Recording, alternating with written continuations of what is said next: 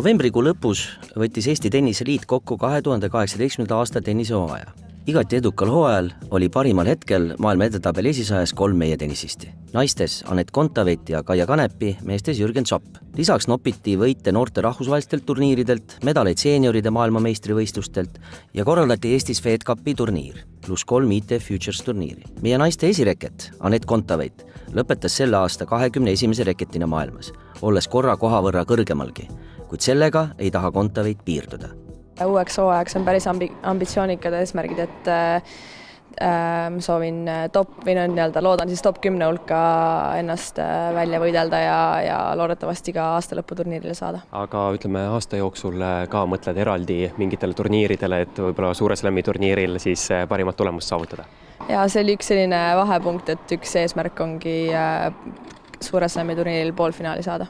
Anett Kontaveit vahetas juuni alguses treenerit, mis andis põhjust spekulatsioonideks, ent reaalsuses tundub koostöö uue treeneriga hästi klappivat. See algus oli ikka selline harjumise periood, aga nüüd ma arvan, et mina tunnen kindlasti ennast väga hästi ja olen väga rahul sellega, kuidas koostöö on läinud ja tunnen ennast väga mugavalt ja selles mõttes usaldan teda. Ma arvan, et kõige rohkem oli see aasta puudu sellest stabiilsusest või et mul oli häid turniire ja häid mänge, aga siis oli ka sellised esimese ringi kaotusi, et ma arvan, et see teeks sellise kõige suurema vahe sisse. 10. aastat järjest Eesti parimaks meestennisistiks tunnistatud Jürgen Zoppile oli lõppenud hooaeg vaatamata kõikuvatele tulemustele väga edukas. Teist korda karjääri jooksul maailma esisajasse pääsemine jäi esialgu siiski üürikeseks. Kõigest sellest räägib Zopp meile lähemalt.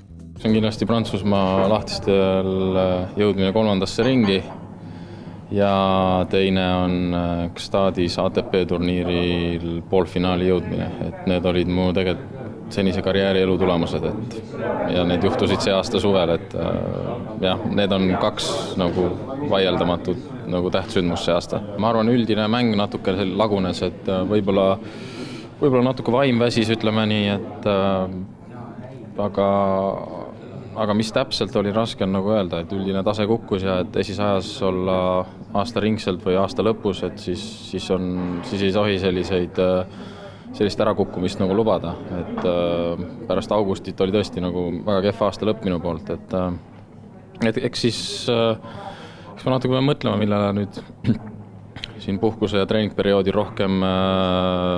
rohkem tähelepanu pöörata, et eks ikka üldine selline mängu arendamine ja treenida oma jõulist mängu ja et nii on, et kõiki aspekte tuleb arendada, aga ei tohi jätta unarusse nõrki külgi ega ka tugevaid külgi, et selles mõttes samamoodi servi ja eeskätt edasi treenida ja tagakätt nii palju kui saab teistele löökidele järele aidata ja füüsis ja kõik, et kogu pakett peab koos olema. Selle aasta need eriti Prantsusmaa lahtiste mängud näitasid, et ma olen füüsiliselt, ma arvan, eluajas parimas vormis, et pidasin hästi vastu 5-setilised mängud ja võitsin palju 3-setilisi mängud ja taastusin hästi mängudest, järgmine päev olin alati valmis mängima.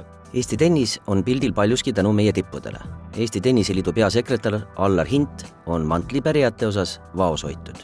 Tipud on oluliselt rohkem pildil kui meie järeltulev põlvkond ja võib-olla natukene madalamal tasemel mängivad ka täiskasvanud mängijad, kuid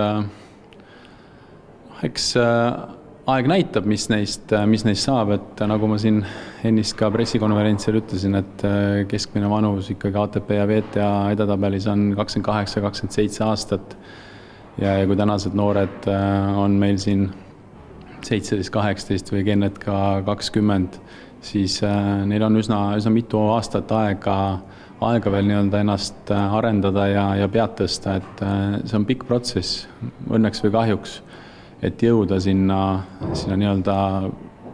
sellele tasemele, kus täna on Anett ja Kaia ja ka Jürgen.